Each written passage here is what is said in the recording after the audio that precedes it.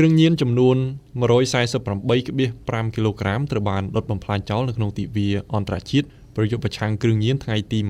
26 មិថុនា2026ក្រោមប្រធានបទរួមគ្នាឆ្លើយតបបញ្ហាគ្រឿងញៀននៅក្នុងបរិបទថ្មីប្រកបដោយភាពច្នៃប្រឌិតប្រពធ្វើឡើងនៅរដ្ឋបាលខេត្តបន្ទាយមានជ័យនាព្រឹកថ្ងៃទី28ខែកក្កដា2026នេះពិធីនេះក៏មានការអញ្ជើញជាអធិបតីភាពអាយដាមឧត្តមសេនីយ៍ឯកអ្នកយោធាអគ្គលេខាធិការរងអាជ្ញាធរជាតិប្រយុទ្ធប្រឆាំងគ្រឿងញៀននិងជាតំណាងដឹកនាំពួកអាយដាមសន្តិបណ្ឌិតណេតសាវឿនឧបនាយករដ្ឋមន្ត្រីនិងជាប្រធានអាជ្ញាធរជាតិប្រយុទ្ធប្រឆាំងគ្រឿងញៀនអាយដាមផ្លៃវ៉ារីប្រធានក្រុមប្រឹក្សាខេត្តលោកលីសវ៉ាន់រិតអភិបាលខេត្តស្ដីទីដែលមានការចូលរួមពីគ្រប់អ្នកពាក់ព័ន្ធនិស្សិតសិស្សានុសិស្សយុវជនបានចូលរួមយ៉ាងច្រើនកកប្រពធ្វើឡើងនៅសាលប្រជុំធំសាលាខេត្តបន្ទាយមានជ័យអាយដាមឧត្តមសេនីយ៍ឯកអ្នកយោធាអគ្គលេខាធិការរងអាជ្ញាធរជាតិប្រយុទ្ធប្រឆាំងគ្រឿងញៀនក៏បានអាននៅសារលិខិតសម្ដេចមហាបវរធិបតីហ៊ុនម៉ាណែតនាយករដ្ឋមន្ត្រីនៃព្រះរាជាណាចក្រកម្ពុជានៅក្នុងឱកាសប្រពៃទិវាអន្តរជាតិប្រយុទ្ធប្រឆាំងគ្រឿងញៀនថ្ងៃទី26មិថុនា2026នឹងបានធ្វើការផ្សព្វផ្សាយខ្លឹមសារផែនការយុទ្ធនាការប្រយុទ្ធប្រឆាំងគ្រឿងញៀនខុសច្បាប់តាមរយៈគោលនយោបាយភូមិឃុំសង្កាត់មានសុវត្ថិភាពនិងផលអវិជ្ជមាននៃការប្រើប្រាស់គ្រឿងញៀននិងផ្សព្វផ្សាយកម្មវិធី App No Drug ទៅដល់គ្រប់ភាគីពាក់ព័ន្ធបន្តផ្សព្វផ្សាយឲ្យបានផុសផុលដល់មូលដ្ឋានដើម្បីបន្តនៅប្រសិទ្ធភាពនិងស័ក្តិសិទ្ធិភាពនិងឆ្លើយតបទៅនឹងប្រធានបទនៃទិវាដែលកម្ពុជាបានកំណត់ថារួមគ្នាឆ្លើយតបបញ្ហាគ្រឿងញៀននៅក្នុងបរិបទថ្មីប្រកបដោយភាពច្នៃប្រឌិតក្នុងនាមរដ្ឋបាលខេត្តលោកលីសវ៉ាន់រិតអភិបាលខេត្តស្ដីទីក៏បានដាក់ចេញនៅអនុសាសន៍ចំនួន6ចំណុច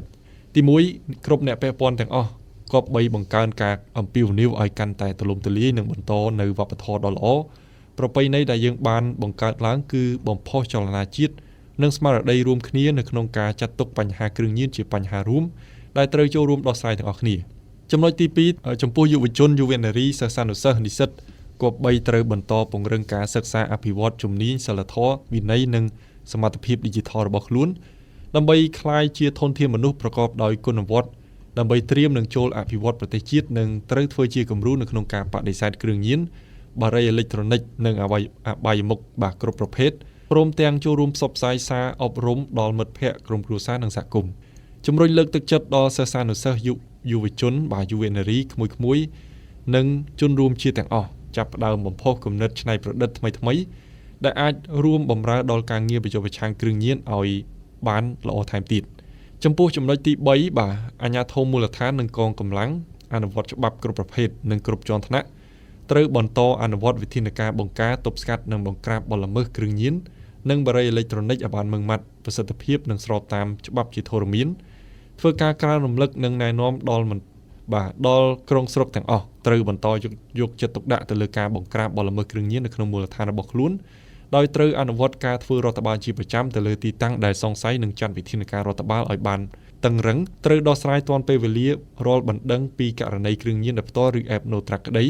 បាទព្រមទាំងយកចិត្តទុកដាក់រៀបចំសណ្ដាប់ធ្នាប់បរិវេណជុំវិញសាលារៀននិងគ្រឹះស្ថានឧត្តមសិក្សាឲ្យមានរបៀបរៀបរយបាទជៀសវាងមានការប្រព្រឹត្តអំពើអបាយមុខនិងសេពគ្រឿងញៀនចំណុចទី4ក៏បីត្រូវមានគោលនយោបាយទឹកចិត្តដល់វិស័យឯកជនក្រុមហ៊ុនគ្រឹះស្ថានអង្គការជាតិនិងអន្តរជាតិនានាដែលបានចូលរួមវិនិយោគជាមួយរដ្ឋបាលមូលដ្ឋានគ្រប់ជាន់ថ្នាក់នៅក្នុងការងារប្រយុទ្ធប្រឆាំងគ្រឿងញៀនចំណុចទី5អ្នកពាក់ព័ន្ធទាំងអស់ប្រកាន់ខ្ជាប់នៅគោលការណ៍សម្អាតផ្ទះយើងនិងសម្អាតចកចេញពីបឹងបាទដោយបន្តថែរក្សានៅស្មារតីជាតិទាំងមូលទី6ចំពោះមាតាបិតានិងអាណាព្យាបាលបាទត្រូវបន្តយកចិត្តទុកដាក់ខ្ពស់ចំពោះការអប់រំថែទាំនិងតាមដានកូនចៅរបស់ខ្លួន